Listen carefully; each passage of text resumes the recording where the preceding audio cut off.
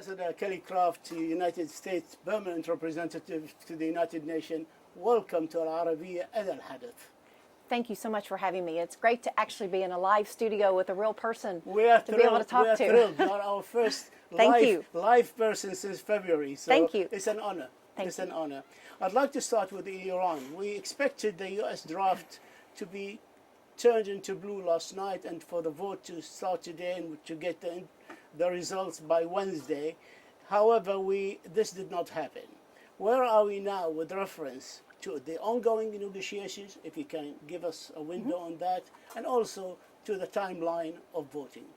Well, thanks for that question. The timeline, we will be putting the resolution, our draft, into blue this week, and we anticipate the vote to be at the end of the week. And depending on the results of the vote, we are using every tool available, and we will take it from there after our So vote. you have beaten my question to say what next.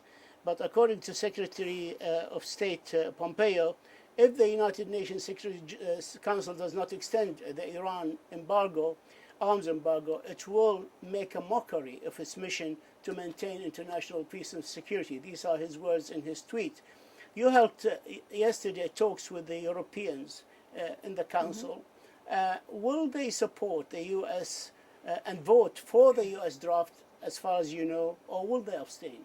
You know, this is a choice, and it comes down to a choice between voting for terror or voting for peace and security in the world. I mean, people can vote to be a co-sponsor of the #1 state-sponsored of terrorism, or they can vote for peace and security around the world. So with our negotiations this week, we are making it very clear that the U.S. is going to do the right thing. We have a moral responsibility to protect the Middle East, to protect Israel, to protect our men and women in the military around the world, especially in the Middle East. And we will do the right thing regardless of the rest of the Council. Will an offer of renewing the arms embargo for 6 months, 1 year, a limited period, not indefinitely as your very strong U.S. draft demand, will that ever be acceptable to you? What's going to be acceptable is to make certain that Iran does not have access to more modernized weapons in order for them to export these weapons. These are lethal weapons to terrorist groups and to other malicious actors. Some countries, even among your allies, do not expect the U.S. draft to get 9 votes. And many argue with me, even allies, that there will not be any need to use a veto, that it will not get 9 votes. What would you say to them? You know, what I have repeatedly said is that you have a choice. I mean, their capitals have a choice. They understand the outcome. They understand what will happen if on October the 19th, we wake up and Iran has access, that they are able to purchase weapons, lethal weapons from Russia and from China, and then turn around and export those weapons to terror groups. So there's a choice here. Everyone understands very clearly where we stand, and that we will take all actions in order to make certain that this arms embargo is renewed. If the international community lets you down, lets the United States down, and this draft does not go through, do you have plans for another draft, maybe with less strenuous conditions? Because that's what we heard. And also we heard that the Arab group are thinking of a draft similar to yours, led by Tunisia, to present it to the Council. What's the truth about these reports that we hear? Well, you know, first of all, Tulo, I want to thank the Gulf Cooperation Council. I want to thank them for really being solidarity and for coming together and sending a letter to the Security Council, to the President of the Security Council, and really focused on the dangers. They too understand, because they are in the line of fire. They understand the importance of the renewal of this arms embargo. So that being said, we are open to negotiations. We have been negotiating with the Council. I have been speaking with all of the PERM reps, also actually speaking with the PERM reps from the countries that signed the letter to make certain that they understood our appreciation. And you know what, in turn, I've heard is how they are concerned. You spoke They're to very all concerned. of them in the GCC? All of the 6, yes, I have. in And just they all told understanding you of their concerns. And they all told you of their agreement to the content of the letter. Yes, they did. Absolutely. And because they are very concerned, as are we. And that is why we started early. We started thinking, why wait until October 18th? This is so important to the world that we needed to begin early to make certain that everyone understood our intentions and that there is a clear choice to be made here. The Iranian Foreign Ministry spokesman Mousawi has issued a statement saying that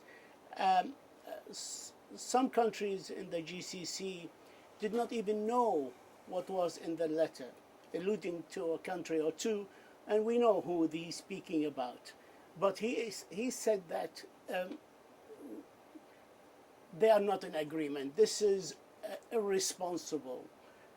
He called it irresponsible and unilaterally issued. What would you say to him? I would say that's nonsense, that these countries, if in fact what he said was true, they would themselves come out and say, I was not aware of this letter. So that's complete nonsense. They can issue Absolutely. official statements denying Absolutely. that. They would not hide behind a wall of silence and let the spokesman for a foreign ministry of Iran, another country, to speak for them. And this is just another form of their malicious behavior and trying to put doubt into this particular renewal. That's not going to work. That's not going to work now. I would like to move to a question here concerning Mr. Brian Hook, who you, I, and him were part of a press conference on Thursday. He sounded very positive, very strong.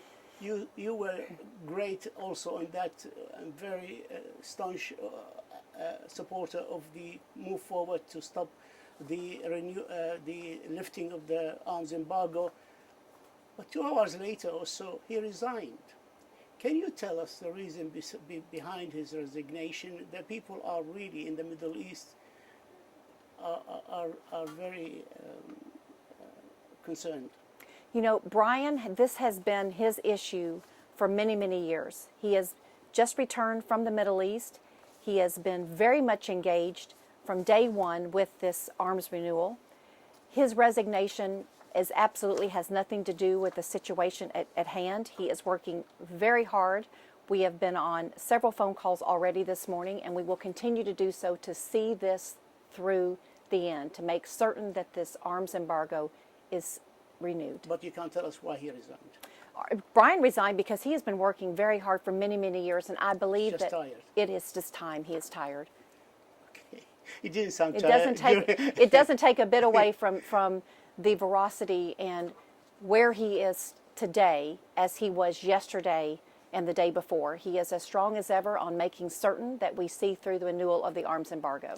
If the international, again, community fail you all along the way with all the tools in your box and all the drafts that might be presented to the Security Council, will you use the snapback mechanism? You know, failure is not an option, and if that means implementing the snapback option, that is exactly what the United States will be doing. How about unilateral strong sanctions on Iran as well? You know, we have a lot of options at our disposal, and we will be implementing every one of them. But within the council, if we are not able to utilize our renewal through the vote, we will also bring in a snapback. And possibly sanctions. I cannot speak at the moment for what's going to happen in the future, but I can tell you that all options are available. If snapback is brought forward and implemented, or if not, if the sanctions are unilateral sanctions, the strong unilateral sanctions are implemented, do you expect Iran to, how do you expect them to react, by the way? You know, of course they're not going to react favorably, because Iran is looking forward to waking up on that October 18th morning and thinking that they're going to have access. China and Russia are already lined up to be able to sell more advanced weapons to Iran. So from their standpoint, of course, they're anticipating being able to export weapons to other terrorist groups. But for the United States, it's a clear choice. And we will work day and night to make certain, because Iran's past behavior is telling us right now what their future behavior is going to be, and that is causing more harm and danger, more malicious behavior all over the Middle East. Look at what we have going on in Yemen with the Houthis. They are supplying arms to the Houthis. Look at what we have in Syria with Assad, propping up the Assad regime. Look at Iraq with the Shia militia. Look at all over the world, whether it's Lebanon, Libya, Venezuela with the Maduro regime. It's a clear choice. A snapback on sanctions, some people say it will end the nuclear deal. What do you say? You know what I look at this as? It is a responsibility for us to have this renewal, because without the renewal, we know that they already have missiles. We know that they will be able to have ballistic missiles. And with those ballistic missiles will also be nuclear warheads. This is one and the same. So it is a responsibility to make certain that the arms embargo is renewed in order to, in the future, prevent nuclear warheads from being attached to these ballistic missiles. Secretary Pompeo has tweeted very recently saying that China entry into Iran destabilized the Middle East. Reports now are talking about a 25-year strategic partnership agreement between Iran and China. Pompeo said Tehran having access to weapon system and money flowing from the Chinese government Communist Party will only compound the risks in the region. But we all know the lure of oil and lucrative deals to countries such as China. What can be done here, the Security Council, or what can you do to convince China not to go down that road? You know, I think that China is very much aware of Iran's behavior. China has been ready and has already, understands selling of the weapons to Iran. China also understands that Iran has been violating the JCPOA. And it is for us to make certain that we put China in a box. I mean, look at the two countries. Both have human rights issues. Both have no regard for their own citizens. It is up to all of us. We have a responsibility to make certain that whether it's Iran or whether it's China and their human rights abuses, that we put a stop to it. I'd like to move quickly to Lebanon. Time is catching up with us. The Lebanese government has resigned, and we have now a caretaker government for a limited period. Maybe 6 months or so. What kind of transition the U.S. would like to see in Lebanon? What is your vision for Lebanon? You know, first of all, on Sunday, the French hosted a donor conference, and I think there were 300 million raised. And this was something that the U.S. participated in. We contributed 17 million plus other emergency assistance packages. You know, what's important is that that money, that aid goes to help the people that are displaced in the current situation. But nothing is going to be resolved unless the new government doesn't have to deal with Iran making certain that Hezbollah has access to weapons.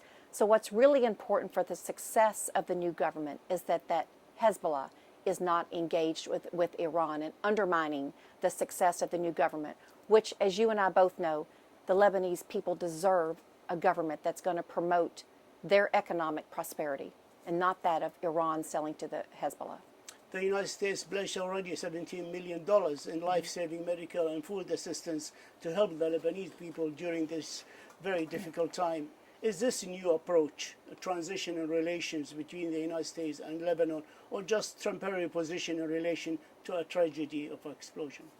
You know, the U.S. is always the first to step up. We are the largest donor to the United Nations. Our American taxpayers are the most generous in the world. We have always stood with Lebanon. We will always stand with Lebanon. And you know, we have a peacekeeping mission that we are keeping very close eye on at the moment, UNIFIL in Lebanon. And the U.S. is very concerned to make certain that UNIFIL is following its mandate. We are going to be asking for UNIFIL to follow guidelines, to follow benchmarks, and we will make certain that that peacekeeping mission serves the people of Lebanon. Is the maximum pressure being exerted on Iran extends to Lebanon? I think the maximum pressure being exerted to Iran extends to the world. I mean, the entire world is in danger of Iran if Iran has access to more advanced weapons. And these are weapons, whether it be, land, air, or sea. These are weapons that Iran will use, that they will also use with their technology to be able to create themselves. But are you differentiating between the Lebanese government, which we know Hezbollah control it, Yeah. and the people of Lebanon? Oh, the Lebanese government needs to be overhauled. And Iran has to stop selling and providing arms to Hezbollah, which was part of the old Lebanese government. Now, we are going to be very supportive of the new government in any way possible in making certain that they are successful for the Lebanese people. What we care about are the people of Lebanon. The people of Lebanon saying the resignation of the government is not enough, that they need regional and international help to change the status quo in Lebanon. Will the international community respond to this call? I think if you look at Sunday as an indication of how much the international community cares, you will see this continuing. And as it has been, we want to make certain that this new government has all of the tools available from the international community. One last question. Time is caught up with us, I'm afraid. Secretary General Antonio Guterres has said that it's important that a credible, transparent investigation is done to determine the cause of the explosion in Beirut and bring about accountability demanded by the Lebanese people. Fourth Prime Minister, Najib Mikati, Fouad Sanyura, Saad al-Hariri, and Tamam Salam, former prime ministers, have called for international investigation. There are calls from all walks of life of the Lebanese people. Will you support an investigation, international investigation, into the explosions in Lebanon? You know, the United States will support a transparent and an inspection and an accountable. We want this to be, the people to be held accountable, and we will be very supportive of international investigations as long as they are transparent and the people are held But accountable. if they're run by the UN, they should be transparent. Absolutely. The Secretary General will make certain of that. One last question. Syria, about the resolution 2533 on July the 11th. What is the situation now with only one crossing is open, which is Bab al-Hawa? You know, I think we changed the narrative of the story. The most important thing is we were able to put China and Russia in a box. We had 13 members of the council all in favor of making certain that Bab al-Hawa, obviously we were disappointed not to have more than one border, but we have it for 12 months. And that is going to give a relief to the Syrian people over the winter months. And that's what matters, it's taking care of the Syrian people. Ambassador Kelly Craft, U.S. Permanent Representative of the United Nations, we thank you for being our first guest in person here, and we thank you for your insight and for this exclusive interview. Thank you so much. My pleasure. Thank you for having me.